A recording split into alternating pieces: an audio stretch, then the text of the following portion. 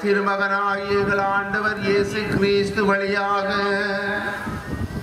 தூய ஆவியின் ஆற்றலால் அனைத்தையும் உய்வித்து புனிதப்படுத்துகின்றேன்.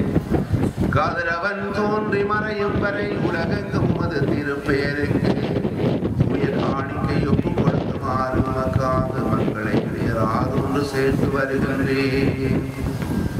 ஆகவே இறைவா, நாங்கள் உமது திருமுன் கொண்டு வந்துள்ள காணிக்கைகளை அதே தூய ஆவியால் புனிதமாக்கி அருள வேண்டும் என உம்மை தாழ்மையுடன் மன்றாடுகின்றோம்.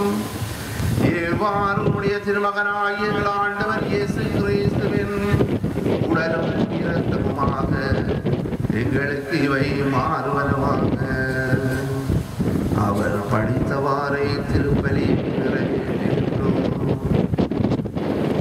ஏனெனில் அவர் கையளிக்கப்பட்ட இரவில் அப்பத்தை எடுத்து உமக்கு நன்றி செலுத்தி வாழ்த்துரைத்து அதை விட்டு தம் சீடருக்கு அளித்து அவர் கூறியதாவது: அனைவரும் இதை வாங்கி கொடுங்கள், ஏனெனில் இது உங்களுக்காக கையளிக்கப்படும் என் உடல்.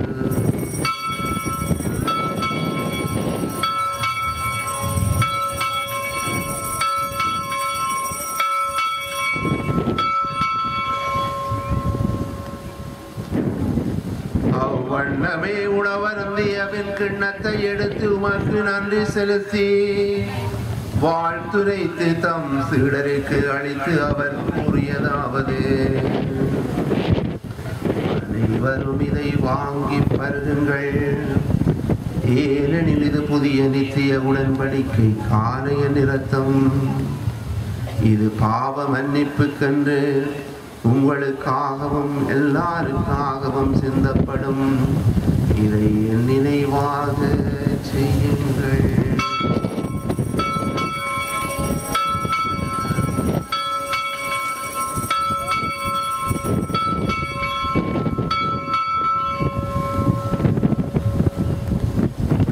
இது நமது விசுவாசத்தின் மறைபொருள்.